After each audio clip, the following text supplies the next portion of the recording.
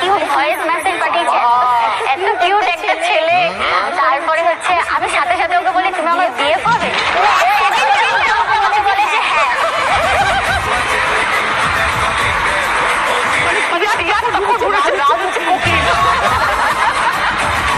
তারপরে তো আমি দেখলাম যে এরকম করে ফোনে চার্জও নেই, আর এখন বললো হ্যাঁ পরে যদি রিজেক্ট আমাকে করে দেয় তার থেকে ফেসবুক পাসওয়ার্ডটা এখনই চাই। ফেসবুক পাসওয়ার্ডটা চাইলাম, ও 5 মিনিটের মধ্যে পাসওয়ার্ড দিল। আমি কি করলাম, ওর নাম্বার রিমুভ করে আমার নাম্বার অ্যাড করে পাসওয়ার্ড চেঞ্জ করে দিলাম। কেউ আমাকে বলছে ফোন করে দে, আমি ফেসবুক খুলতে পারছি না। আর আমি বলছি আমি চেঞ্জ করে দিয়েছি, আমার ফোনে চার্জ নেই, আমি যদি চার্জ না দিতে পারি তুমি অন্য কোনো মেয়ের সাথে কথা বলবে তখন। তারপরে 3 মাস পরে একসাথে পড়তে গেলাম, তো পড়তে গিয়ে প্রথম দেখলাম, ও বলছে তোমাকে সামনাসামনি দেখে আমি চিনতে পারছি। ছবিতে একরকম সামনে কোনটা ভালো লেগেছে? সামনেটা না ছবিটা? আমি চিনতেই পারিনি যে এটা সেই মেয়ে। সবসময় আমাকে দেখে ভয়ে ভয়ে তুমি কি 440 ভোল্ট নাকি? কামড়ে দেয়।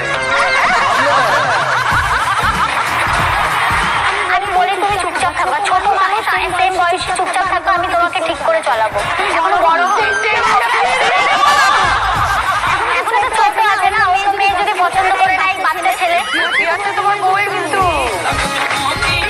বিয়েটা কিভাবে হলো? বাড়ির লোক মেনে নিয়েছিল? 3 মাস দেখা হয়নি, 9 মাস যখন আমাদের রিলেশনের তখন ঠিক করলাম যে ঝামেলা হচ্ছিল। আমি ওকে বললাম কি যে তাহলে চলো বিয়ে টিয়ে করে নি। তারপরে বললো কি ঠিক আছে চলো বিয়ে করি। 3 বার বিয়ে করেছি, বাড়ির লোক তো মানে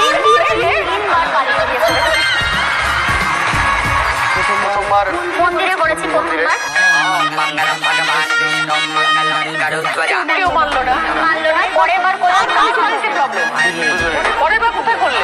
পরের বার এমনি এমনি রাস্তায় করে নিয়েছি। আর কতবার মন্দিরে যাবো? 3 নাম্বার বারের বারও মানেনি।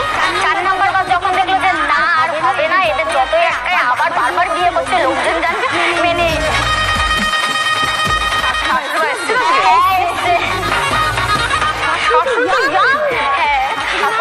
হ্যাঁ বলুন। 7 নম্বর বিয়ে করে চলে এলো বাড়িতে, কি করলেন আপনি তখন? কি আর করবো, মেনে নিতেই হলো, আমাদের দুজন আর দুজনকে চাই। এখন কি বুঝছেন বৌমাকে? বৌমা খুবই ভালো, আমার তো মেয়ে নেই, পুরো আমার মেয়ের জায়গাটা দখল করে নিয়েছে। আমার মন জয় করতে পেরে ভীষণ ভালো। আর দিদি হচ্ছে আমাদের একটা ইউটিউব চ্যানেল আছে রাজকে অফিসিয়াল, ডেইলি ব্লগ, সারাদিন যা করি ওর সাথে যা করি